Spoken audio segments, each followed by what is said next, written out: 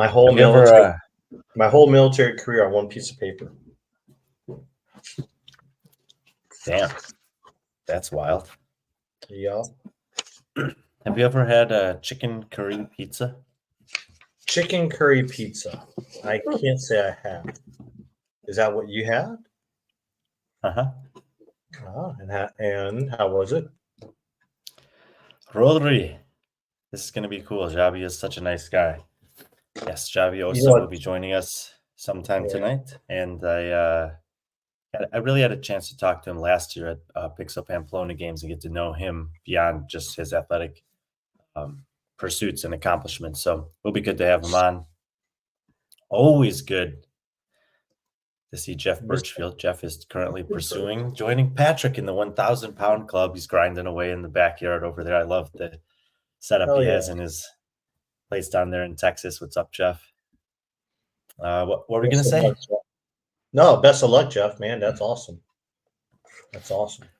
He's doing some dumbbell incline benches the other day. He set up his box. He put a sandbag on it. He's like sitting on his box. He has the plate elevated for his feet. He leans back on the sandbag and boom, hits the incline.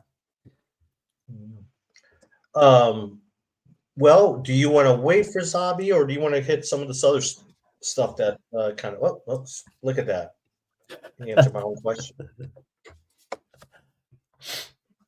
Let's get him here. There he is. 1 second.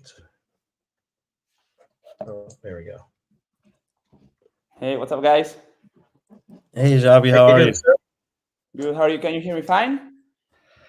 Can hear you very well, yes. Awesome. Just finished talking to someone I think you know. Gave me some good news. I think I might know what it is. We'll talk about it later. He was waiting on some last minute decisions, but we can talk about it later if you want. Definitely.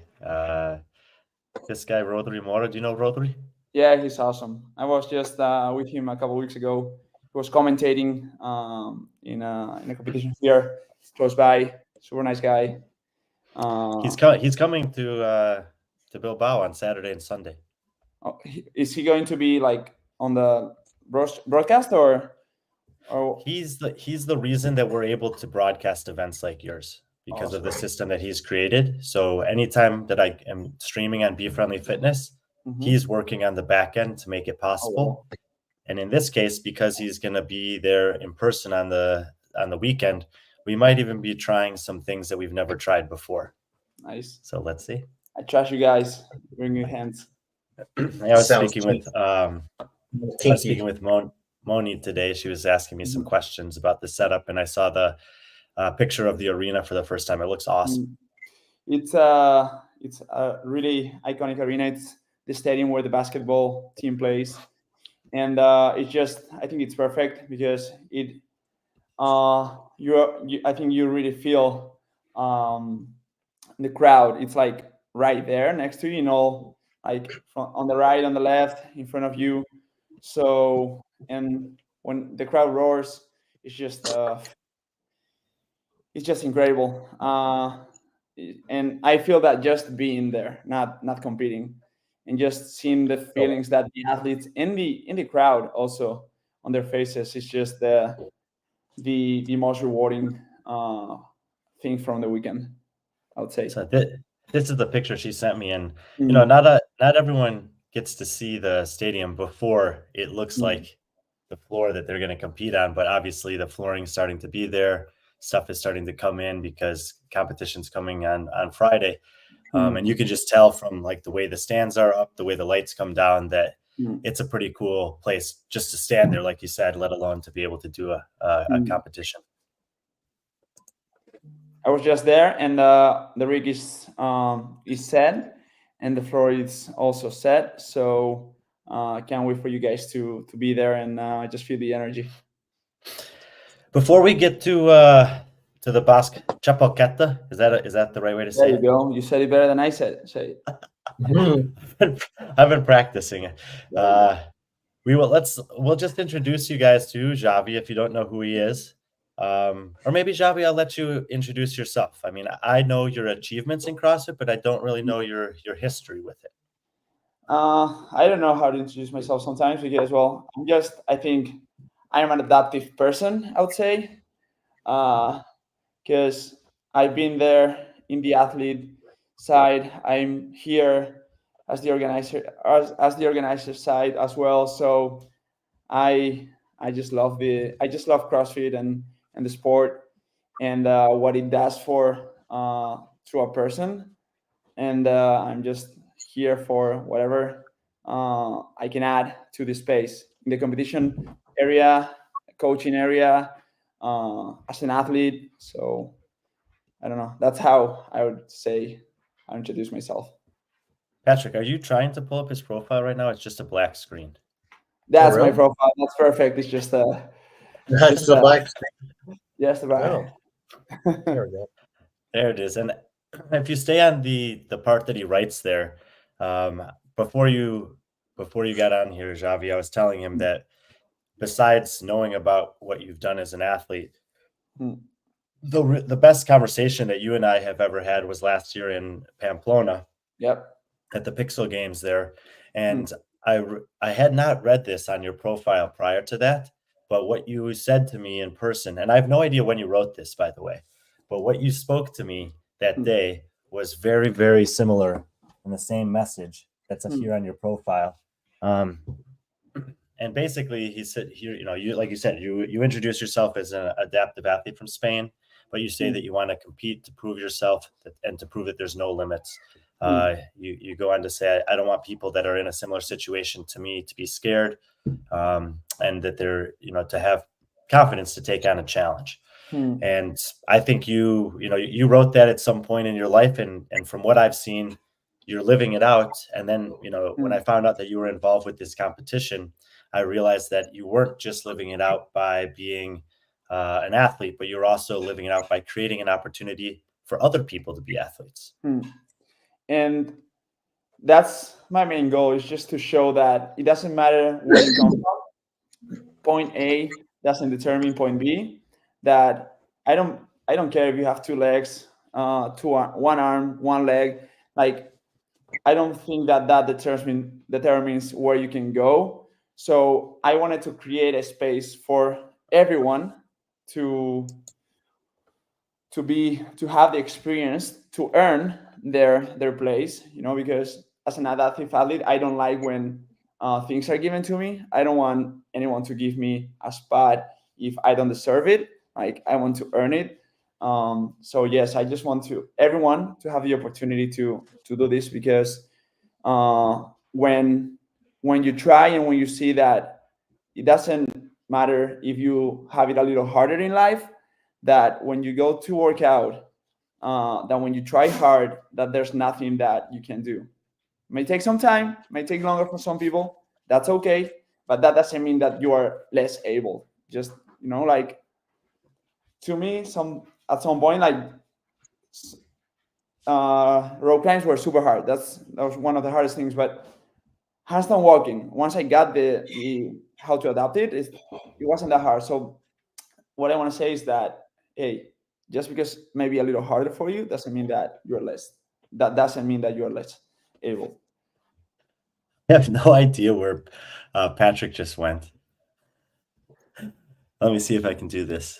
Okay. Well, we can at least bring away the black screen. How long have you been involved with Basque Championship? For 3 years, like, from the get-go. So this is the third year. Yeah, this will be the third. And I mean, there'll be people from Spain listening to this, but for people who are outside of Spain, there's a pretty good competition circuit in Spain. Over the years, I'm not sure how old all the competitions are, but people will have seen the Madrid Championships, Marbella, Barcelona, Pamplona Games. I'm sure I'm missing several other ones. So, when you started this 3 years ago, and I know there's other people involved with that, was there something that you were hoping to bring that was unique? Was it a location? Was it a different concept, theme that Basque Championship kind of stands for in your eyes? it's mainly three of us, like Inigo, Monica, and I. And the main thing we wanted to is it was we want people from here doing something for people from all over. We wanted to bring our identity to the CrossFit space. So, and we didn't want it to be like, I don't know, it was three crazy people who wanted to go big and just show part of our culture to the rest of the world. And the thing that I've learned about Spain really in the last couple of years, as I've gotten to know some of the guys with the training culture, been able to work with Alfonso in Madrid, and then last year up in Pamplona as well, is that there are definitely very distinct parts of Spain, like South Spain compared to North Spain, Barcelona compared to Madrid. Like they have different feelings, they have different dialects, and in the Basque region, they even have a totally different language. Exactly. You know, I went with those guys to watch this, like some of these people who are professionals at lifting the stones. I'm sure you know the garage I'm talking about up on the hill, whatever. And the uncle came to like coach his nephew really quickly. And I was standing there with Aniol and the guys, and they're like, "Yeah, we have no idea what they're saying." It's not similar to anything Latin. We still don't know where it comes from, but it's something really special for us because I'm from a small town in here. Like I'm really close to Saraut. I'm from Deva, which is like 20 minutes away, and we're like 4,000 people. And my whole life, I grew up just speaking in Basque with my father, with my friends, and it's just not just different from the rest of Spain, but from town to town. My grandma lives like 10 minutes away, and I don't understand when she speaks sometimes because it's so different. Also, like Inigo speaks a Basque that not a lot of people can understand as well. So it's something that we're really proud of, we love, and I think it's not just the language, but I think, I don't know if you felt this in the streets, it's just, I don't know, it's just different, and I think it's welcoming, it's warm, you know, food, our culture with food. Man, the food was so good up there, right? In fact, tomorrow, I think that Tony and Joe have already arranged for some dinner for tomorrow night. Tony will always arrange for dinner. I'm sure some wine will be involved. With Tony, it's always like that. It's fun. It's fun. Well, I'm looking forward to learning more about the culture and experiencing this, you know, a different city, a different part of Spain there. And I think it's good for, you know, for people to understand that from the US, you know, they're like, yeah, you go to Boston, you go to LA, Miami, Chicago, people speak a little differently. This is very different, like, and it's very unique. Why are you so good at English? I used to live in DC. Yeah. Really? I lived in the States for 5 years. I did college there. I did my what college? In Virginia International. It was like out in Fairfax. Yeah, long time ago. I need to practice one. What did you study in college?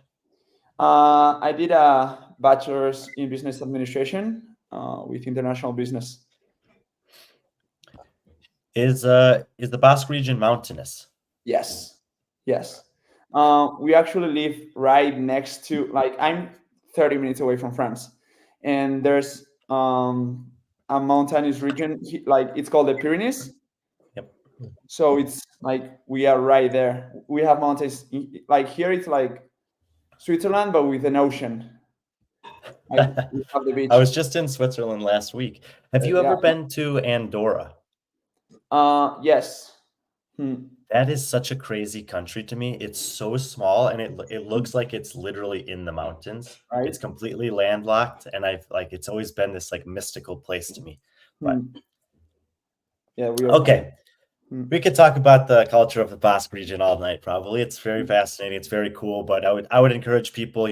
I think a lot of people, if they go to Spain, they're going to go to the south. They're going to go to Barcelona, Madrid, something like that. If you get a chance to go up to the Basque region of Spain, it's really unique. It's really special. The food's incredible. Like he said, there's mountains, there's beaches. It's a pretty cool place. And this weekend we'll be there, so we'll have a chance to bring you guys some of the coverage from the Bilbao Chapelqueta. We'll stream the elite divisions, but with the competition, Xabi, how many different divisions are there? How many total people are going to be competing there this weekend? So we have in teams, we have 3 divisions: scaled, intermediate, and RX. And then for the individuals, we have the elite, male, female, RX, and then we have the masters, 35 and 40. And we switched. We didn't put the scaled individual this year because I truly believe that if you're starting CrossFit and you want to have your first competition experience, I think it'd be more fun and on a team setup, and to take a little bit off the pressure because you don't need to. I think the culture of the gyms are changing, and more people think that they need to do like a 4-hour workout to compete, and that's not the case. I think that what I love from CrossFit, and I think what I miss a lot of times from training is the community, and I think that's why we on the individuals it's the masters, RX, and elite, and then we have scaled, intermediate, and RX for the teams. Man, I love that. I'm actually going to make a note of that. So maybe have Patrick or Chad clip that out so that more people can hear that. 15:30, Patrick. No, right? Because I the co-owner of 2 affiliates, and what I see more is that people get stressed out because they are gonna compete. They want to compete, and that's great. And what we do a lot of times is just go outside, isolate ourselves from coaching, from the community, to do 3-hour workouts that we cannot maintain through time because we have jobs, we have family, and then what happens? Then you get injured, you're overtraining, and unfortunately, because of work, oftentimes I train alone, and man, the real fun is when I'm with the community, and I think that sometimes competitions the mindset of competing might take that out of the athletes. Just if it's okay, go to class, keep going to class, listen to your coach. You may not be doing muscle ups the first month, like you need to go through a process, but just be surrounded by that community. Yeah, I was the last couple of days I've been training with some elite athletes here in France, and I was we were in an affiliate where there were also these classes going on, and I like training with the top athletes sometimes because it helps me relate to them when I'm talking about them at competitions. But I was also like, that's where I belong, in those classes. Yeah, and what I love is just people from all backgrounds doing the same workout, even if some people may need some adapting, but we are doing the same workout. Like Thiago can come tomorrow and he can do a workout, and he can have a 40-year-old person working with him, different weights and all that. But for me, that's what CrossFit stands for, and I love it. So you mentioned Thiago, but what is the process for athletes to participate in Basque Championship? So we do have an online, previous online phase that we have for like the RX and the individual, the elite categories. Just because there we do want to sort out the how do you say the level, Caliber? the caliber of the athletes. So we want we want them to have the best competition and to be competing against the best.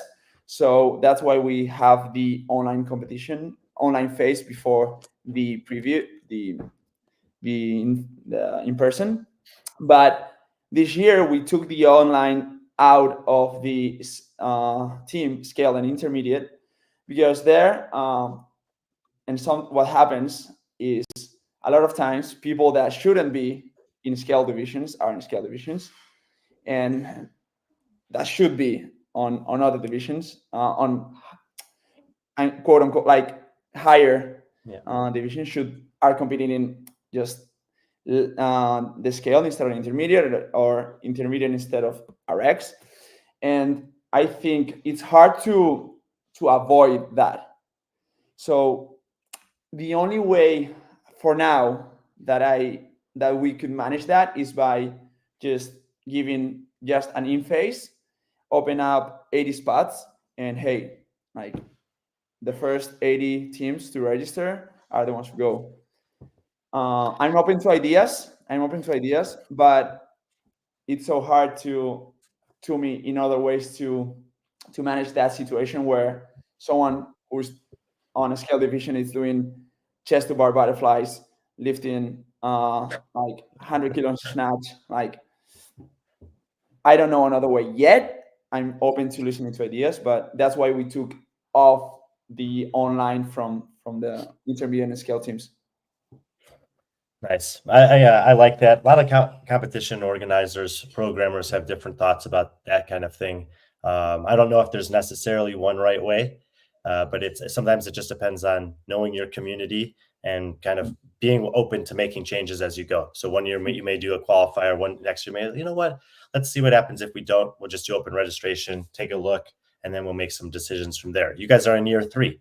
You know, I usually like to say about things like, I would expect you to make mistakes the first time. You probably make some changes and still make some mistakes the second time. Third time, hopefully it's pretty smooth. And by the fourth time, you should have some idea where you're going. It doesn't always work like that, but that's kind of, I usually allow some grace. You have to have some grace. And then there's always room to grow and improve from there. When it comes to the programming for these competitions, do you have a team? Is it just you? And what are the thoughts behind how you go about structuring that? I have a team. This year it's been Bado. You'll meet him this week.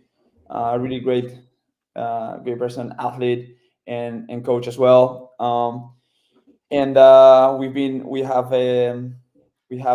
We have had. Sorry, sometimes my English, as much as I love it to be perfect, but we had Jules on the team as well, and the thought behind it is we want them first to be great, like really enjoyable for the athletes.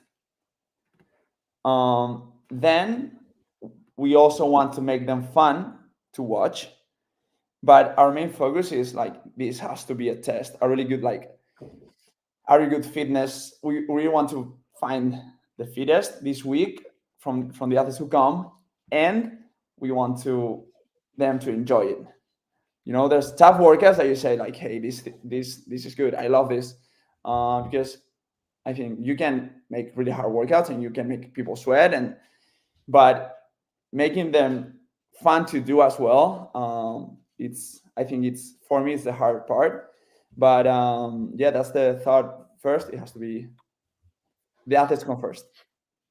Well, we published an article about an hour ago. Patrick made a beautiful graphic. I want to show it to you now.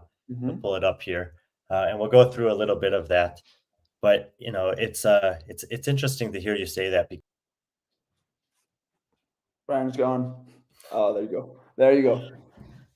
A lot of competition organizers or programmers will kind of go out of their way to say, we're not looking for the fittest, blah, blah, blah. But you just said, like, in every division, that is one of your priorities. Is like you want to, by the end of the weekend, say, yep, that was a good, well-rounded test. And the fittest person or team in these divisions should, hopefully come out on top, or at least the fittest that weekend. Pretty cool picture he found there, huh? There you go. And those 4 guys are pretty fit, man. Those are 4 very fit athletes. We'll get to the athletes in a second. We featured some of them in the article. Actually, Patrick, I can't remember what order I wrote the article in, but we'll go through it here. But basically, if you're not familiar with it, this is going to be the second stop on a tour for us in Europe. We're going to go through, we just were in Oslo. We'll be in Basque this weekend. We will be streaming it Friday, Saturday, Sunday. And there's 2 different venues that you guys are using. There's going to be the Bilbao Arena, which we saw, and then the Guggenheim Museum. I'm really curious about how that came to be a part of the competition. We're crazy, man. It's just from 3 of us. Just these 2, my Monica and Inigo, are going to give me a heart attack someday. It's just we wanted to give the athletes not just the best like workouts, but we want them to feel special because they are our priority. So we wanted to give them also the best areas to compete. So the Guggenheim Museum was one of our main goals from the get-go, from the start. But it's hard to get permissions, but we finally last year got to the space. But one of the things about the north is that it rains. So whether it's a challenge, so we had to switch to a plan B last year. But this weekend is going to be super sunny, so we get to compete at the Guggenheim Museum, which is, I think, an iconic and super beautiful space next to those stairs. And it's just like I'm pretty upset that I don't get to do maybe after like Saturday after. Brian will do it with you. Yeah, I got Xabi. It's like this. Right, it's similar but different. But this reminds me a little bit of the Burj Khalifa from a couple of years ago in Dubai, where it's an iconic place in that part of the world, and it's very difficult to get permission to use it. And the week of that event, actually, the Prince in Dubai did the workout. He put a weight vest on, climbed all the stairs, and that year HWPO was involved with the programming. So Matt O'Keefe and Matt Fraser, I think Sammy, Nico Rono, who was with them, they all got a chance to do it also. So I think you got to find a time to get a workout in. Hey, if you guys want to go, I'm really excited. Like I love the workout that the clean, the toes to bar and burpees. Hey, I may do it Saturday if you guys want to. I'll be. Hey, Brian, Guggenheim Saturday night. Let's do it. I bet we can convince Joe to do it also. Yeah, this is a good shout also. Last year in Pamplona, when they did the running of the Bulls streets and the stones to simulate the strongman there. Yeah, leaning into the culture in a place like that. And the Guggenheim, like Patrick, I forgot. I think I forgot to tell him. And he realized when I was reading the article, he's like, wait, you guys are working out at the Guggenheim Museum? And then I looked on Instagram. They have like almost 3 million followers. So it's like obviously a very, very well-known thing. It's really cool. And I think that we get to show CrossFit to the whole city, but also, like you said, like they have a ton of, like they attract a lot of people. So we get to show the CrossFit community to that community as well. And that's why actually, CJ, the Pamplona comparison is probably better, because as they were running the heats through the street that morning, people who were just having coffee or shopping or going for a walk, all of a sudden they were just like gathering around, like a street show or something. What's going on here? Asking questions and potentially learning about CrossFit or fitness competitions for the first time. So that's going to be. Go ahead. Sorry, Brian. And I think that when people think about CrossFit and CrossFit competitions, they think about like the top, like the CrossFit Games athletes. And we have all these categories: scaled, intermediate. And then when you're having a coffee, right, in Pamplona, and you see a person like you, that guy is doing CrossFit as well, like, and that person is competing as well. Like, maybe I can do that too. So it takes us closer to maybe kind of reset the mindset that people have about CrossFit in our community as well. That's right. I am definitely just a normal guy doing some fitness and running through the streets, and that's cool. Even last week we were talking about it because the way that Roger sets it up, every division was able to be on the live stream. And I mean, can you imagine being a scaled team signing up for your first competition, and you could like call your parents and say like, "Hey, I'm gonna be on TV at 10 o'clock and 2 o'clock today." We wanted to like make everyone feel like they are, for example, taking it to football or to tennis, like Cristiano or Rafa Nadal, and they are in. You guys are at the same arena. It's like what I felt at the CrossFit Games, running through North Park. It was Matt Fraser and Tia Claire Toomey ran through this finish line. Like I feel special. We wanted to have that, give that feeling to everyone. The next thing on the article there is that if you want to find the full roster of athletes, it's on Wadbuster. Is Wadbuster unique to Spain? Or is it in other parts of the world? A company from Madrid. I've worked with them for years. Yeah, and they are making improvements. They are like this year. It's crazy because you can also find your not Friday, but Saturday and Sunday athletes will be able to check their times and their heats on the app as well. So here's the list of the elite. There's a bunch of athletes in the division.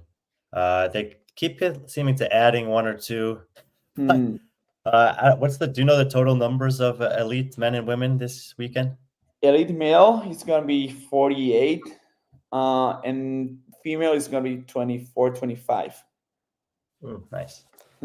So Yes. always can check on Wadbuster to see those updates. We will obviously be streaming them, so you'll see sometimes there's some late ads, sometimes there's people that don't show up, but some of the biggest names that are competing there, we included in the article. There's a few international athletes. On the women's side, it was nice to have Jacqueline Dahlstrom sign up pretty late. I spoke with her and John Singleton. Obviously, they spend their time in Mallorca primarily, live there. So they're in Spain, but it's not exactly close. No. They live in a pretty awesome island as well. But to me, like I'm super excited for the women's division because we have like Alasne who won last year. Like she beat really like she's been getting so much better the last 18 months. It's been crazy, and I'm excited to see how they will do against, like, we don't have that many international athletes in the female division or male, also because Rogue is next week, so 100% or Dubai, and 100% like athletes are going there. But I'm super grateful for all of the athletes that are choosing to come to ours as well. But I'm really excited to see how Alasne in particular will be, because she's local. Will be doing this weekend. I'm sure she'll surprise a lot of people for the good. I remember at Madrid Championships last year when Albert and Rodri were trying to teach me how to say her name in the Basque kind of Agliazabla. And it was, I do my best. But those are the 6 women that I kind of pulled out. Jacqueline Dahlstrom, Elena Caratala, people will have known her from qualifying from the games through the Last Chance qualifier a couple of years ago. Anaïs Lancry, she's French. She's known for a few different things. She doesn't always compete, but she's fairly competitive. Sylvia Garcia, Alesne, like you said, and Ana Alcazar, who I think if you're in Spain, you probably know her and have known her, but she jumped onto my radar last year at Pamplona for the first time. And those are the 6 women that I saw. There might be some others that I don't know in the field. Maybe you know of some that are kind of coming up or may surprise some people. Like Ismene on the right. She is a teens. She went to the games as a teen. So I'm really excited to see also how, that transition from teens to, being competing with the elite, like the elite female. I'm really excited about the future for Spanish CrossFit on the teens division, because we'll talk about Martí Marti on the male. He also was teen games athlete. So yeah, Ismene, really excited to see her as well. And I don't see her. We also have no. Maria Granizo, which is also a teen. She won, if I'm not, last year. I think she won the game. She was first as well. So we have How do you? It's Maria. How do you spell her last name? Maria Granizo. I'm gonna find her on here. Rodri will know the Granizo on the left. Granizo Aguirre. There you go. Max effort. The data better than I do, but she's actually, I think she won. Like she got second last year, but at the games I think she got first, if I'm not mistaken. So it's gonna be a fight. It's gonna be a fight, and I'm super excited to watch the elite female. She was first, you're right, in 2023 14-15 division. She was first. 2024 16-17 division. She finished 7th. So that's awesome. We got a couple really talented Swiss athletes. Spanish athletes in the field, and obviously going against some of the more veteran and best Spanish athletes in terms of the success they've had at the top level. We'll flip over to the men's side. Like you said, it's not a massive cast of international athletes. You mentioned Tiago Luches. He's probably been the best guy in Portugal, and he recently won a competition over there as well. I've been aware of him for a couple of years. Has he been at your competitions before, or competitions that you've been at? Not yet. I haven't met him in person yet, so I'm super excited to meet him this weekend. It's really hard for me because we have a budget so I, as much as I would love to invite all of like my the guys that I really follow and admire. Tiago, it's the first year in here, and I'm really excited to see him. I think he was a little upset for the games this year, and I think he's been holding that not rage or that discipline, or I don't know how to say it. And I'm really excited to see that work that he's been putting this weekend, because I think we will have a really good fight as well on the male division as well, and we'll also see the Spanish top male athletes this weekend as well. So I'm really excited to see him, to see how he's gonna do. Yeah, and so this is again from what I know of the athletes in Spain. Some of the top athletes that I identified that are on the roster there is Dami Martinez, Mark Carmona, Arnau Sabate, and I'm curious about Ignacio Ilarramendi. I don't know what you think about these guys. In Mark, it's actually not. He said he's injured, so he's dropping. But Ignacio, it's really fun to watch him. I don't know if you watch him compete, but I just see him on the arena and it's like, this guy's having fun, and I love his energy when he goes out there. But you see there, like under Tiago Martí Pla, so we have the same coach, and I think the approach he took after he got fourth a couple of years ago at the teens, 16th, 17th, I think.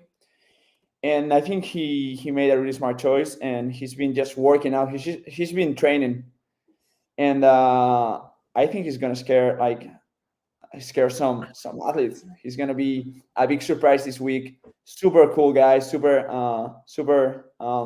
fun to be around Martí.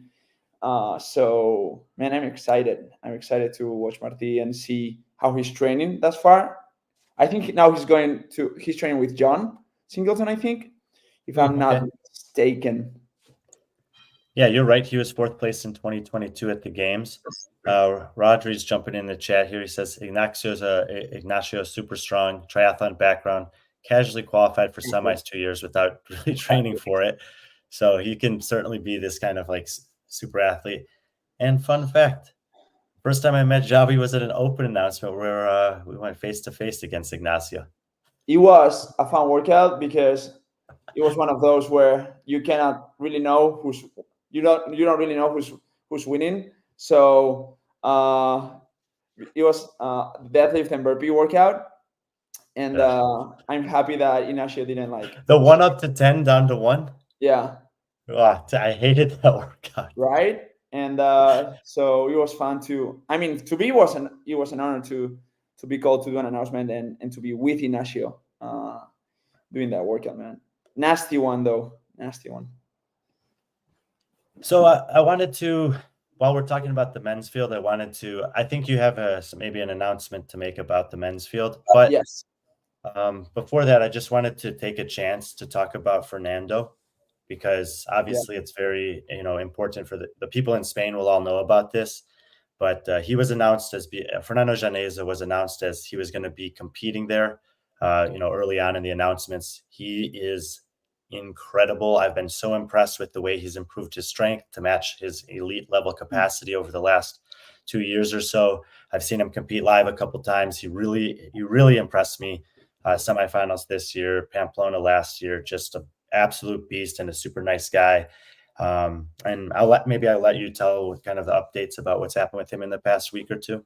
Yeah, and to me, Fernando, when I started doing CrossFit and trying to watch the international competitions, it was the strength in depth, and I was told like this Matt Fraser guy is the best, and you need to watch him.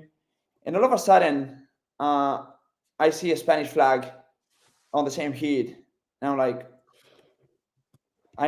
there's someone from Spain and who's competing with, and it was Fernando Llaneza, and I was like, this is crazy. And I've been watching him ever since, and just like you said, all his improvement, all the hard work he's put in to keep up, not just to keep up with because he's competitive and super fun to watch. But unfortunately, he was diagnosed with cancer, and I think it's when it hits you with someone you like, it's even harder. And like, hey, I don't wanna. I'm sure he's been, a lot of people are texting him and like showing him the sport, and I don't want to intrude, or I don't want to be like, hey, I don't want to bother. But I told him, and just to let him know that we are with him in this fight, and if there's anything we can do to help, we are 100% here, and sending him all the strength, and we are here to help with anything we can. And I just, like I said, it's a very personal, but it's also part of our community, big part of the Spanish community. Rodri remembers this workout you're talking about. He was going head to head with Fraser in a running workout there, and that's what he was really excelling at back then. He had an 8th and a 14th place finish at semifinals this year, 14th on the running and clean and jerks workout. He's an awesome guy. So even if it's just prayer or whatever you do in your personal life to want to support one of our own, that he won't be with us this weekend, but he's a fighter and he's going to be fighting whatever comes his way, no matter what it is. So I just wanted to make sure that we spoke about him and didn't forget about him as we get ready for the competition this weekend. Exactly. Mm-hmm. So Fernando, we're thinking about you, brother, and wishing you all the best. And so maybe a little bit more on the positive news side. Do you want to talk about that conversation you had earlier today? Yeah, I was fighting with him. Like sometimes it's hard to get the top athletes to come because they have other competitions as well during the year. But this person, he's been always, hey, I would love to. I'm gonna let you know closer to the date. And he's been really big, getting really big lately. And I'm surprised he still talks to me. So he still has his feet on the floor. But Aniol will be. He just texted me. Will be coming this week. So I'm super excited to watch him compete. Last year he competed, but he got injured, so we didn't get to finish the weekend. But yeah, on the positive news, Aniol will be there as well, strengthening that males elite division, and yeah, giving some.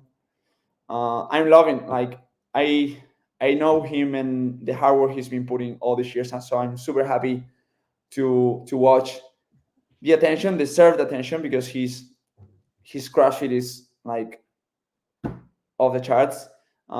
So hey, just him showing all the work he's been putting all these years, and that's worked. Yeah, I mean, obviously people know Aniola Kai now. In Spain, people have known Aniola Kai for several years. He broke through at the semifinal this year after having, I think, he was pretty disappointed with the previous year. He went, he was at the games. He got the opportunity at Tier Cup, as we're watching now. He was just down in Australia, where through this sport, he's made a friend that he's probably going to have for a lifetime in Ricky Garrard. And we'll see him again in throughout the rest of the season at some big events. But Patrick works with Seher Kaya, and Seher has a similar sort of a story as Aniol, of kind of starting to have some really big impacts on the international scene.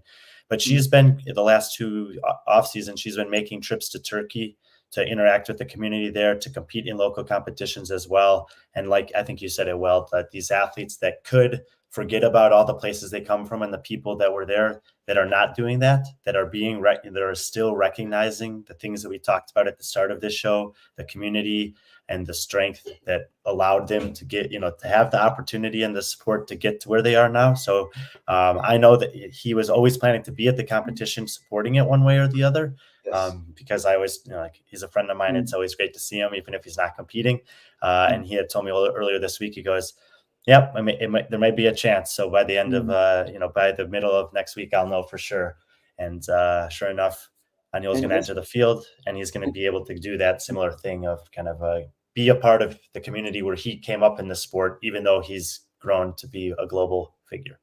And he wanted to be involved in one, or if he wasn't on the competition floor, outside. And I think Spain has a really, maybe it's because like there's not that many top athletes who get out like to go, but I think we have a super strong supporting community. And Aniol wanted to, if he wasn't on the competition floor, like what I proposed to him was, hey, why don't you do a workout with the people who come to watch? And he was like, yeah, let's do it 100%.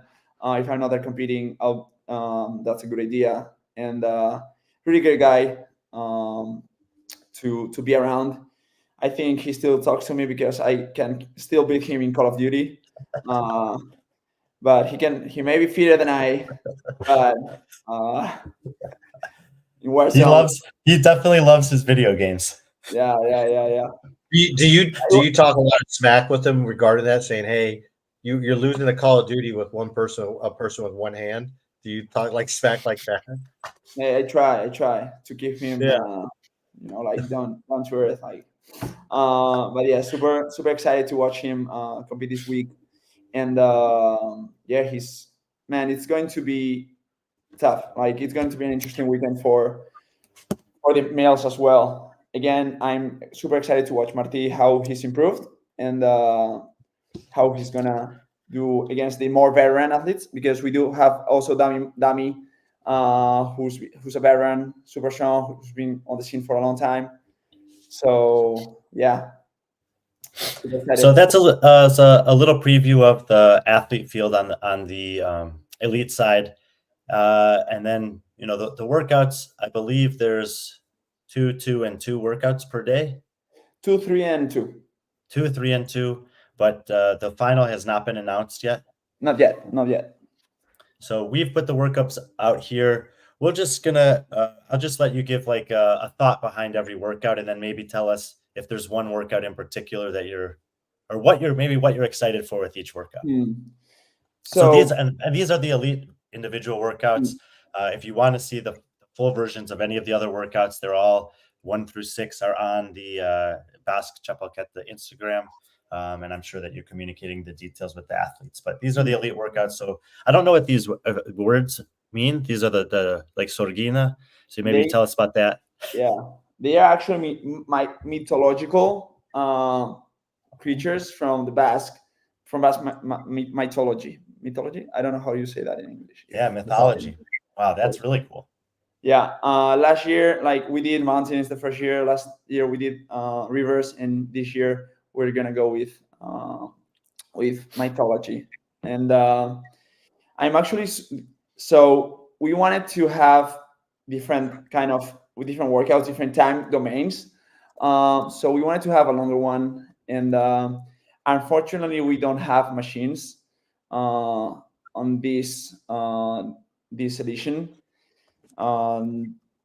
There were issues with the equipment because company, and we didn't get any machines, so we had to do the best we could with what we had. So we do have a really fun, really cool running area on the Bilbao Arena, which has a way down but also a way up, which is steep. It's the word. Mm-hmm. Yeah, steep. So yeah, we wanted to have that. We wanted to have the longer one on the first day. So that's why Sorguiña has the legless rock climb and object run, which people are really nervous about what it's gonna be. They'll see Friday. And yeah, we want to have a longer one, so to test that those guys who like the longer workouts, and finishing with this with the handstand skill. But yeah, this is a tough workout for sure. Yes, we wanted to make them tough, but fun also to do. And I think while testing, it was that hey, you have fun doing it. Like, it was hard, but it was fun. Was it fun doing it? And everyone was like, their faces were like, yes, I love it. And but I'm really excited for Maru. My research showed me that Maru is the mythological creature, has something to do with fertility. Actually, I did not put my friend Inigo put the names. Okay. So he loves this. So he put the names. But I'm really excited for this workout because we tried. I'm gonna need to talk to him before the competition starts, and I want to know. Yeah, don't give him your number. He's gonna call you for favors all the time. Like, I gave him my number, and look where I am now. But I'm really excited for this workout. We tested it different reps. The first version was 20-40-20, toes to bars, thrusters, and burpees. But we ended up with this version, and I think it's perfect. It's really fun, and everyone who's like through testing, everyone finished and had like 30 minutes of I'm gone. It's one of those workouts which is, like, to me, it's super fun to do because it's tough. I'm a fan of burpees, and but you also have fun while doing it. And I think it's a test of, a lot of people go unbroken. Like, should I go unbroken? Should I do the power cleans, touch and go? Should I do singles? And everyone has those doubts. And it's really going to be fun to watch how the athletes manage that in person, looking at the next lanes. And because if you don't manage the first rounds well, you may not finish this one. But if it's on the first rounds, like, definitely on the first one, on the first rounds. No, you could absolutely see a scenario where somebody goes out with some aggressive sets and gets to those thrusters at the end and kind of starts imploding on themselves, and someone else who kind of paces it and stays, 5 to 10 reps behind, hits one unbroken set of thrusters, and it's game over. And we actually had the thrusters before the front squats, but it was too much. It was too much. I think this is nice. The 24th front squats, like I think if it's 24 thrusters, almost everyone's breaking it. 24 front squats, people will look at that and say, okay, maybe I just hang on for another 8 or whatever.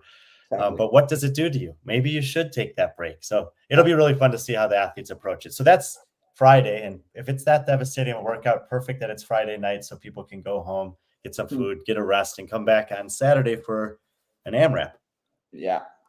La Mia, which is mermaid. Okay. It's mermaid.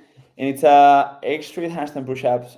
We're seeing a lot of thick double unders, like heavy rope double unders, but we did want to have, like just a regular jump rope. So we have that 8 street handstand push-up, 40 double unders, and then the single abdomen presses, increasing by 2. And I think if you are really good with handstand push-ups, that's where I think the workout is, because man, it's hard to, like everyone's getting so fit that, I don't know if you remember, but like some years ago, the 30-kilo dumbbell, what's in pounds? It's like 70 pounds. 75s were like super heavy, and nowadays guys are moving 30 and girls are moving 25 like it's nothing. So it's like, how much is too much? Is it too little? But I think the 30-kilo dumbbell, they're gonna move it with this, and it's, I just love pictures come to mind when the athletes tested them, and it's just like everyone, like I love to see when someone gives their all, their best, and they're on the floor. So yeah, this one, if you're good with handstand push-ups, this one is going to be a fun one. Definitely some shoulder fatigue will accumulate there. And then we'll go to sugar. And man, when I see workouts in competitions that have 4 rounds, and then the next thing I see is 24 chest bar pull-ups, I'm just like, hell yeah. Because that volume is it's getting up there. It's like close to 100 chest bar pull-ups. And whatever else you're going to put with it, like you have to be fit to do this workout well. There's actually a spin in here. The elite athletes are going to have to deal with a vest. Okay. Oh God. Gosh. Okay. So the one from Pixel, which is, I don't know if you tried, but it's a really comfortable. It still has. I did try it. It's maybe they've made some advancements to it, but when I tried on it was amazing, and the athletes all said really, really good things about it. So the elite, not the RX, but the elites are gonna do with it, weighted vest, and it's gonna be box step overs instead of jumps.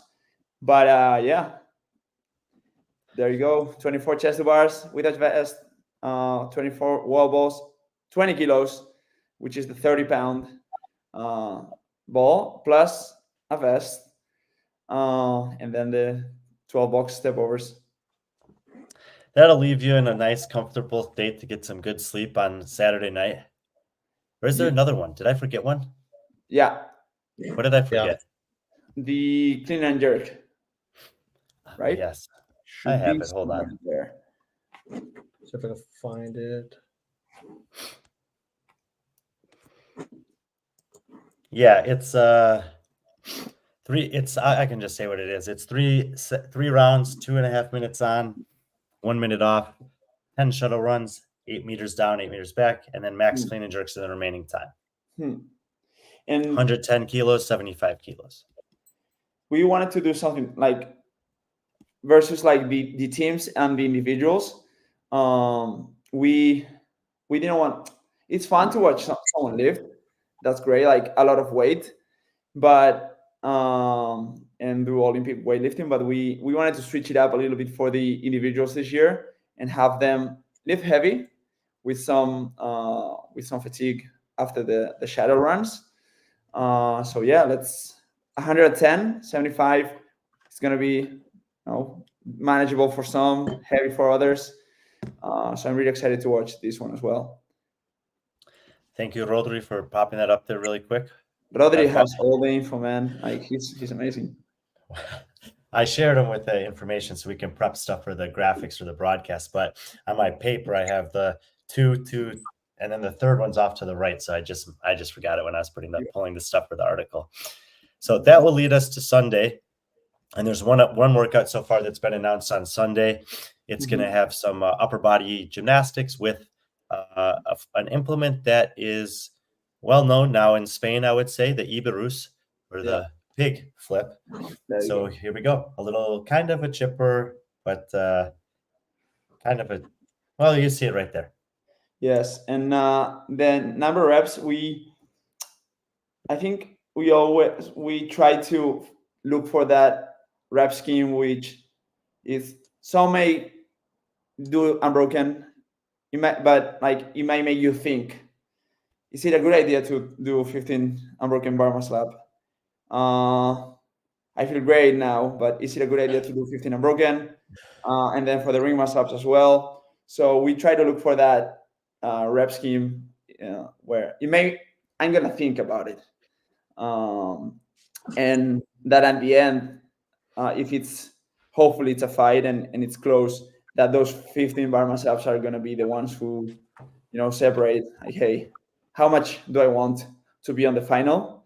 How much do I want this? And should I suffer through 5 more or should I stop? So yeah, I don't know. I'm super excited. I really like them. It's not just because we made them, but Varo also did a great job with all this, and I think that the workouts and the feedback that we were getting, it's been pretty good. Having in mind that we didn't have the most equipment this year, but I think we were able to manage what we had and make them fun. Yeah, and it's good to say that, like obviously if you had every piece of equipment available to you, you'll work with that, but you work with what you have and you can still make great workouts. Exactly. You mentioned potentially battling to be in the final. Is there anything you want to say about the final? I don't know if anyone knows anything about it. Is there a cut to the final or anything like that? So what we do is we top 20 athletes go to the final. So the semifinal, it doesn't give you more points. It's another workout. So it's the sum of the 6 workouts. Top 20 go to the final. So it's usually always close. And it's always fun to, like, from the outside, not being on the position, but that's why we really want to test pretty much everything before we get to that last event. So the top 20 are the top 20. That makes sense to me. And when will athletes find that workout out? Saturday night. Perfect. Yeah. All right, man. Well, that was about an hour focused on the Basque Championship. I think we covered a pretty good spectrum from the origins of the competition, some of the team behind it, the locations that it's going to be in, more on the broad spectrum, and then all the way down to some of the details there. The workouts, the top athletes, all the divisions. As we've been saying, if you want to watch it and get an insight into what these workouts look like, we will be streaming them on B.Friendly Fitness YouTube with the support of the Basque Championship team there. I'll be heading to Bilbao tomorrow to meet up with those guys, get my feet acquainted. I'll see if I can learn about some Basque mythology. For sure. Inigo will tell you all about it. But again, don't give him your number. Don't give him your number. I already gave him Patrick's number. There you go, Patrick. You have a really good friend now. I'm big into like mythology. So Greek mythology, Roman mythology, send it to me. Awesome. Spanish mythology, I'll add it to my list. All right, Xavi, man, I know you got a ton of stuff going on this week, getting ready for the competition. It's really important to us to give competition organizers the opportunity to speak about what they spend so much time, so much energy, so many resources pouring into to create these things for the competition. So we appreciate you taking an hour with us and sharing some of that. No, thank you, guys. And You're cutting into Xabi's dinner. It's 9 o'clock. It's dinner in Spain, right? 9:30, 10. It's okay. It's Yeah, okay. that's awesome.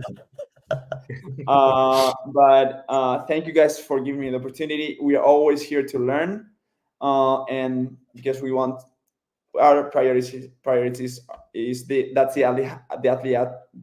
have the most fun, and that they feel like top competitors this weekend like they are.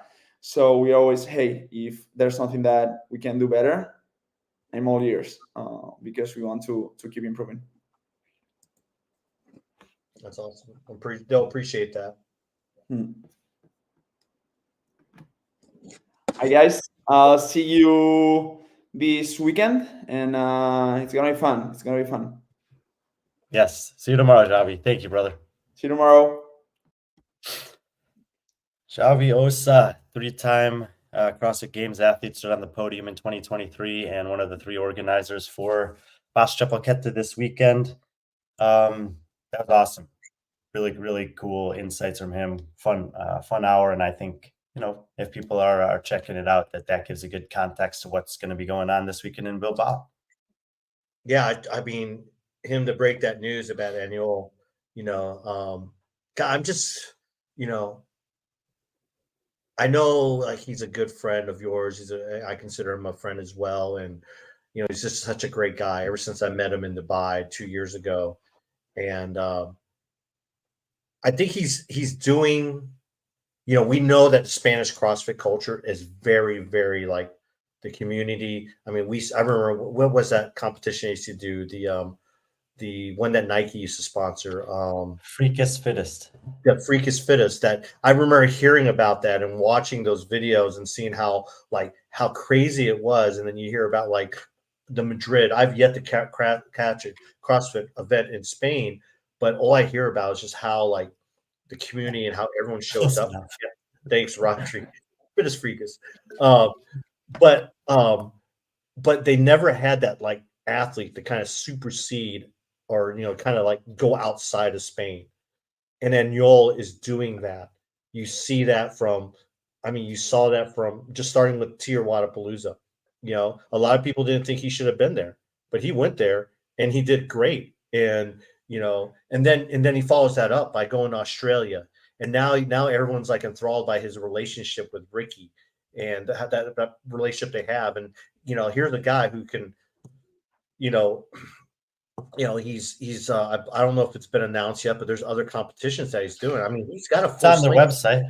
Okay, so yeah, so we'll go to that here in a second, but he's making the most out of his opportunities, and you don't see many athletes do that, especially after like a games. Now, granted, I think what he's doing, I think what Snorri is doing with Anuel, and I'm pretty sure Anuel is, he's deferring. Well, there's also this other. I mean, Rodri clearly agrees with you here, and he's got a great personality.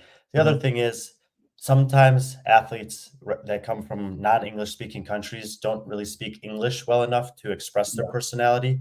And Anuel, that's not a problem for him. He's comfortable going on podcasts. The conversations that he's had on our show, that he's had on other shows, that he had with Dave, but prior to the games, like those all gave people an opportunity to learn not just about him, but about people like him.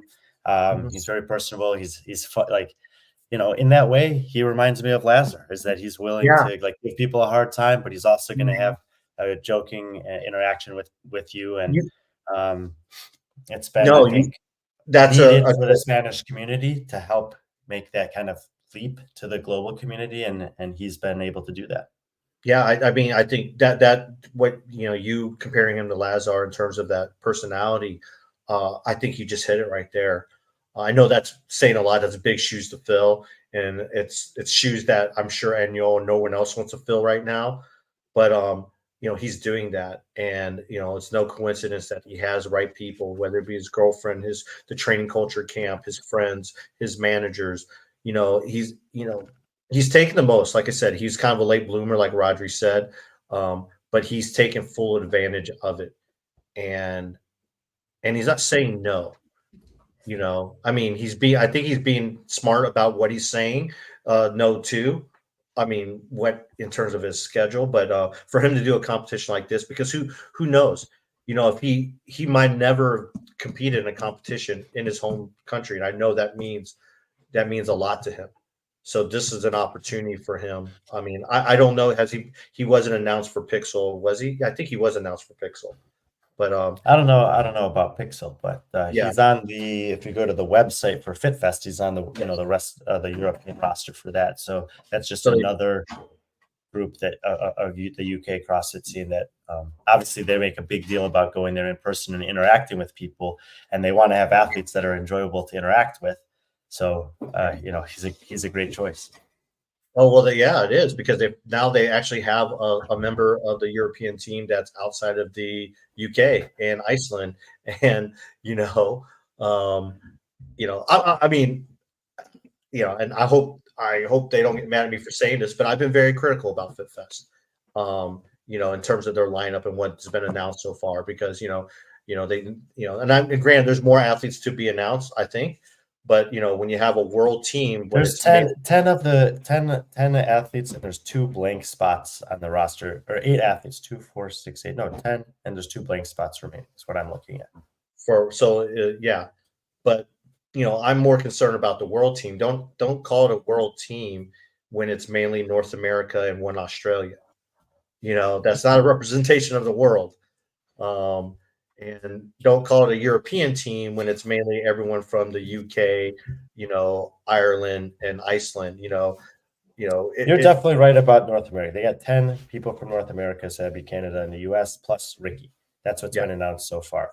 For the Europe team, McQuaid's from Ireland, PKG's from Iceland, Sarah's from Iceland, Amy's from the UK, Harry's from the UK, Anjol's from Spain, Yella's from Belgium, Ella's from the UK, Jonas from Finland, Lucy's from Ireland. So they got 6 countries out of 10 athletes. Yeah, but and the European Union is, believe me, being here in Europe now, I'm not going to say I'm a European expert, but it's more than. And I understand this event's in the UK. You got to have people. You got to have obviously your home country represented there. But when you're saying Team Europe, that's where I think it should have been. Well, but I mean, also the same problem they had last year is that they're scheduled on the same weekend as Dubai. Dubai is a very coveted event for Europeans. There's we know the qualified athletes, at least. They haven't announced everyone who's going there, but there's going to be athletes. Some of these athletes would have gone to Dubai if there were invites this year, and it doesn't have to be scheduled on the same weekend as it. But for 2 years in a row, it is, and so you're going to have some limitations because of that. Yeah, I mean, we just left Norway. Obviously, Jona kind of represents Finland and the Scandinavian countries, but there's some great athletes in Norway. Some great ones, Sweden, Germany, France. I mean, France is, I mean, who knows? Like I said, they might still announce someone like Claudia Gluck, or you have Elisa Fuliano down in Italy. But I mean, I don't envy them for having to choose the teams, whether they chose it or the captains chose it or whatever it may be. But yeah, I mean, at this point, I think, maybe they did 3 teams last year. They probably should have did 3 teams this year. So that way, maybe you could say UK versus the rest of Europe versus the world. And then you throw your best out there, whether it be the UK, Ireland, Scotland, area. But no, either way, I think it's a pretty impressive lineup. Like I said, it's cool that Anjol, I'm trying to get back to my point. It's like he's going to Allied. He's high.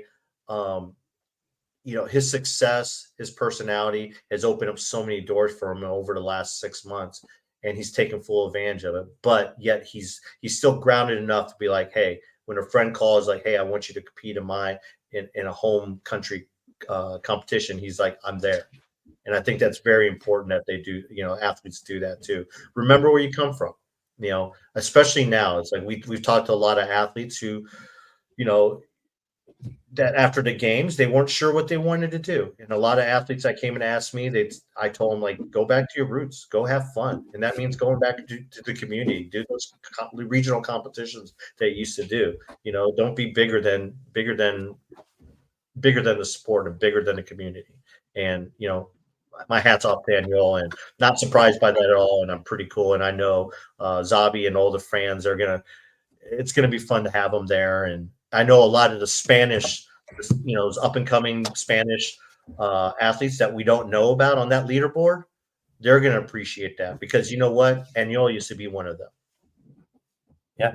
And you think about that guy you was speaking about, Marty Pla, who's kind of taken 2 years after finishing fourth at the games in the teenage division, and he's coming back into the competition, and he's going to get to go against the best guy in his country, and he'll get a really good assessment of where he's at and where what he needs to work on to get to where he wants to go. Yeah. Kind of some somber news. We mentioned Lazar earlier when we were comparing him to Daniel. Again, big shoes to fill, but today would have been his birthday. So Luca put a post up, happy birthday to my own, with a heart emoji. Yeah, we'll both be in Serbia in a couple days, which has kind of been dubbed a Lazar Jukic Memorial. It's the Belgrade Games, but they're treating it as a memorial, and obviously a lot of the athletes are coming in. So, if you have a moment today, just maybe send some love to the Jukic family. They're missing a big part of their family, probably more today than they've done since the game. So, Brian, you have anything to say? No, thank you for saying that. It was well said. Yeah. This was announced today. I mean, obviously, there's a lot of rumors, speculations going about competitive leagues and stuff like that. Well, we have our, I guess, a teaser of some sort. Not much information out of it, but the World Fitness Project. Yeah, they launched their Instagram collaboration. Will Morit is the most recognizable name that's involved with that. Barbell Spin put up a post referencing a conversation that Will had with Peter of Coffee Pods and Wads earlier this offseason, where he spoke about it, and I think articulated in a very similar way to what we would, or what many people would, about the potential for the sport to evolve into a different type of season. I believe he will specifically reference the sanctional years as being kind of the closest thing that we have had to what looks like a professional touring or a circuit type season that other people have. And I mean, look, basically that's what B.Friendly Fitness is trying to do, right? We're going on tour. We're going around the world and telling stories about competitions everywhere. They're not all blending together into a season that's culminating in a championship or a points race or anything like that yet. But that's one of the reasons why we're doing this, is so that there's a potential for people to be more aware of the fact that there's awesome competitions everywhere, and whatever Will and the guys have planned here, I hope that they're paying attention and that they recognize that you don't need to create new competitions. You don't need to most of the work actually has already been done, whether it's from a movement standard, best practices, how to rank athletes, scoring, all those things. It needs some sort of financial backer that's going to be able to provide meaningful money for the athletes to want to compete in it, and a season that is leaning on the resources that already exist in the different communities globally. So yeah, it's out there now, and I guess the word from Will is more news is coming soon. Yeah, I just hope for the sake of any competition that or league that goes out, is like, especially then when you call it the World Fitness Project, it's kind of like what we're talking about FitFest. Be representative of that name then. That's my only fear is Will's a smart man, a very smart man. Maybe he is having talks back behind the scenes or whatever, but don't make it a clearly US based thing. That's something that in our own talks with like reps ahead, it's like we keep on telling, it's like, hey, we got to include other people outside of the US, and we're working on that. But those are conversations we've had way in advance, and hopefully Will's having those conversations. I know the other two people that are involved in that. They're really good people. I know Ryan Husband, met him a few times, and then I know Terry Jackson. They both know the sport really well. They're both entrepreneurs within the CrossFit space. So hopefully those guys have well-connected people. Yeah, what I don't want to see is like, I think the worst examples of the example of a competitive league is you look at every spring football league that comes out, whether it be, was it the UFL? They've had the, was it the, what's is it, the, not the X, shoot, the one It's that, not my area of expertise. The Arena yeah, League football? I don't know. well, I mean, Arena League, but they had the UFL, they've had the XFL, the You're XFL. the football player. Yeah, they've had they've had all these spring football leagues, and they start with a great idea, but what it does is like the idea is bigger than the actual money behind it. And I think if you have a chance, watch the Buttery Bros latest episode on the Grid League. They talk about the Grid League, how it started, and they have some, it was one of those things where it had all these backings, all these athletes, great concept, but they reached for the stars, way too fast. I mean, they burnt out really quick. They burnt through their money, and that's why you see a lot of this happen. They try to do this big splash of event, and and it just never recovers.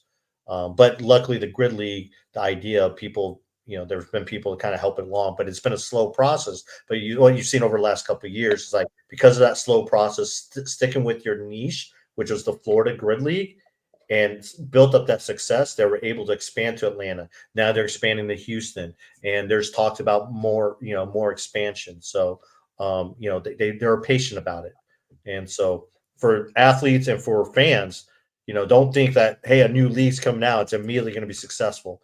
You know, another good comparison would be, what's going on with golf, with the PGA, and then the what's the other league? LIV. Yeah, the live league.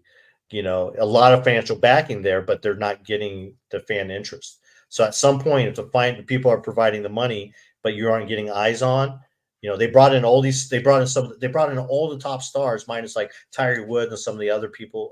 Well, I mean, here's the thing is, I've said this forever, 6-7 years since I've been speaking publicly about this sport. Is, for me, the CrossFit Games, the title, the fittest on earth, that is the Ray Kroc McDonald's example. Yes. He owned the company, but he didn't change the name to Crocs because he felt like it would never have said. He's like, McDonald's, for whatever reason, like McDonald's, that was the name. The CrossFit Games, like, and we talked about it last week with Roger. When we start pulling research for any event referencing an athlete's potential and success and growth throughout the CrossFit Games season, is what most people can relate to. This person was 1,000th, then they were 500th, then they were 100th, then they were 30th in their region in a quarterfinal. That means something to every person who's listening to this, probably. Yeah. If I say that they finished, like, I could pull up an athlete who's competing this weekend, and it doesn't even matter who the athlete is, and I can say they have been last year they were 7th place in Rats and also 7th place in the OIS competition. Mm-hmm. Somebody's going to know what that means, but it doesn't have a context that's relevant and that people can compare it to anything else. So World Fitness Project, IF3, Grid League, call it whatever you want. It doesn't have the CrossFit Games. It doesn't have the fittest on earth. The branding.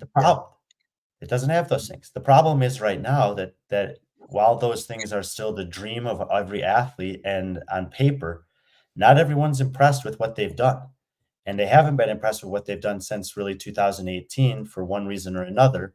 And now there's the biggest kind of travesty of all with an athlete dying at the event that I think everyone can agree was extremely preventable. Maybe someone was going to die in the sport of CrossFit at some point, but it didn't have to be like that. It should never have been like that. So there's this weird place where I actually do think that there's probably a need for new leadership in order to captivate the entire community the way that it once was when it comes to CrossFit Games and fittest on earth. But at the same time, it's not in the form of a brand new league. with a different Mhm. name and accolades, that's just going to do what you're talking about with PGA Tour and golf. It's going to complete this weird divide where some athletes go over here for the money, some athletes go over here for values, and nobody really is sure what's going on anymore. And we were talking about last night that video that Mason made about James Sprague and how does his, championship title compare to other championship titles. If this starts to happening where look, he was one of the biggest points that he made was the reigning champion, Jeff Adler, didn't compete. What makes you think that if CrossFit Games season returns next year and Dave Castro's there and nothing really changes and the semifinals go online, which people are talking about, that Jeff Adler's going to want to do that or Laura Horvath's going to want to do that? And suddenly you have the same situation that we had this year where it's like, yeah, they won. Great. They got their money. Great. They have the title, but we didn't know if they actually beat anyone that's relevant. So, who knows what CrossFit's actually going to decide to do, and who knows what this thing's going to end up being, or if other things will pop up there. But in my opinion, the best thing if you want to have all of the best athletes actually competing in a meaningful thing, whatever that thing is, you probably can't choose any name other than the CrossFit Games. You can't choose a different title than Fittest on Earth, and you can't have the current leadership team that's there. Yeah. So best of luck. Otherwise, you won't get the athletes. Sorry, I think I'm breaking up a little bit. Can you hear me? Yeah, I got you. No, sorry, it's breaking up there. Yeah, Jeffrey, it would be interesting to take these CrossFit license event and use these to qualify for semis via points. Use open as a way to add an additional 10 athletes, but go back to a 5-event open. So this was, quite frankly, a system very similar to that was in the works and being talked about several years ago. I was involved with some of the planning and like brainstorming for what that could look like. And then CrossFit Games made COVID came basically. And then CrossFit made a big change of the season that none of that was going to be able to happen anyway at that time. And the idea kind of fizzled. The quarterfinals model evolved. And, Jeff, it's 5 years later from that thing I was just talking about. And yeah, it still sounds like it potentially has some legs to it. Hold on a second. In other news here, sorry, let me bring this up here. We talked about rankings the other night, or yesterday actually, didn't we? And we actually put out our road rankings or predictions actually. So these are pardon? 15 seconds ago. I'm good. I don't know who's doing the Instagram, but they're good, right on time. But these are Brian wanted to do some rankings, and this is in lead up to next week's shows that we have. We have one planned on Monday, one on Wednesday. Some pretty cool guests. I think you'll enjoy them. Yeah, so we put out some ranking with not knowing what the events are, so we just kind of did some blind rankings in terms of what we thought. So Brian asked me if I would do some rankings as well, and we figured part of the show would be us talking about why there's some differences. We did what did we do this on? Was it the games that we did that? Probably. Yeah, I think we did it for the games, but yeah, go ahead. Let us know what your thoughts. On the men's side, there's really not too much difference. The main difference for James Sprague, but you'll see the guys in the athletes in red will see those are like the biggest difference. For the guys, there wasn't too much. Obviously, our podium's the same, just the order's different. But we got 4 through 7 just right on. So, and we both did our rankings without looking at each other's. So that thought that was kind of cool.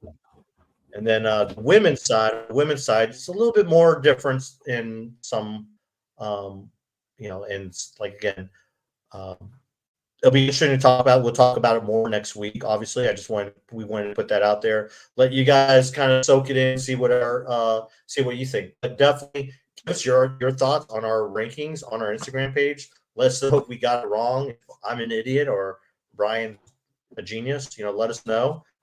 or let us know what your rankings are. Who we missing? Who are we missing in terms of rankings, in terms of the spots? So,